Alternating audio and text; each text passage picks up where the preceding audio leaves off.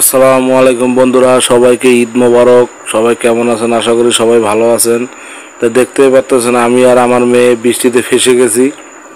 বাজারে আসছিলাম মেয়েরে নিয়ে যে একটু বাজার থেকে ঘুরে আসি। আসার পরে দেখতে পাচ্ছেন এমন বৃষ্টি শুরু হয়েছে। তা আমার ছেলেও আছে, সে এখন বর্তমান বাড়িতে থাকে না, সে থাকে ঢাকা বসুন্ধরা। সেখানে সে হাফিজিয়া লাইনে পড়াশোনা করতেছে। আপনারা তার জন্য দোয়া করবেন সবাই, যেন সে একজন ভালো হাফেজ আলেম হতে পারে, এই প্রত্যাশায় সবার কাছে।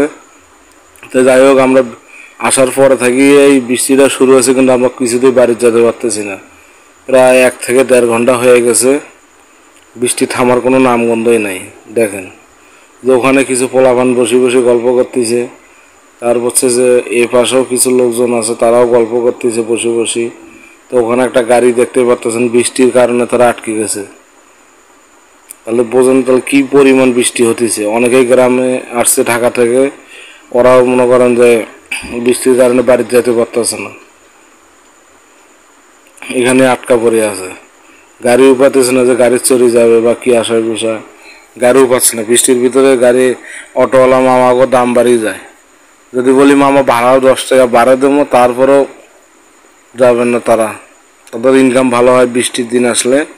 আর এমনিতে কানার দ্বারে ঘেউ ঘেউ করে যাবেন নাকি। বৃষ্টির দিন আসলে তাদের একবারে মানে তারাও একবার মন্ত্রী মিনিস্টার হয়ে গেছে এমন একটা ভাব ধরে। দেখতেই পাচ্ছেন কোনো গাড়ি পাওয়া যাচ্ছে না। অনেক গাড়ি যাচ্ছে, সিগন্যাল দেওয়ার পরও তারা যেতে চাচ্ছে না। বলতেছি মামা 20 টাকার ভাড়া 40 টাকা দেবো, বাড়ির নামিয়ে দিয়ে আসেন, তারপরেও তারা যাবেন না। তাহলে চিন্তা করেন, মানুষের সমস্যা যদি তারা না বোঝে তাহলে কেমনি কি। আর অনেক সময় আসি পায়ের দ্বারা বসে থাকে, যাওয়া নাকি এরকম একটা ভাব ধরে। দেখেন, অথচ তারা গাড়ি কিছুই থামাতেছে না। দেখুন, যাত্রী নিয়ে যাও, ফাঁকা গাড়ি নিয়ে তো তোমাদের লাভ নাই। তোমাদেরও করে টাকা হোক, আমরাও শান্তির মতো বাড়িতে যেতে পারি। দেখতে পাচ্ছেন একটা গাড়িও থামতেছে না, যার মতো হে হে টানি টানি যাতেছে। তাই এগুলো আসলে ঠিক না। মানুষের যাত্রীর সমস্যা তাদের বোঝা উচিত।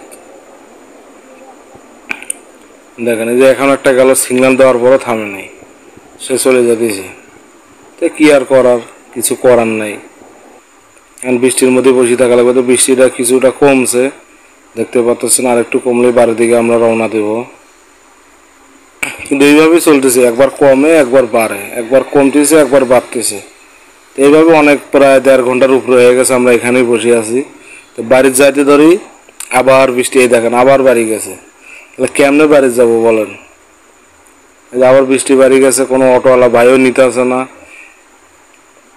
দেখেন এই অটোটা সামনে দিয়ে যেটা গেল, ওটা অনেক 2-3 জন লোক নিতে পারতো, কিন্তু তারা নিতেছে না। তাদের মতো তারা সোজা চলে যেতেছে। তাই যাই হোক, আপনারা সবাই ভালো থাকবেন, সবার ঈদ যেন ভালো কাটে এই দোয়াই করি। আমার জন্য সবার দোয়া করবেন। তো আসসালামু আলাইকুম, এই বলে আমার ভিডিও শেষ করতেছি।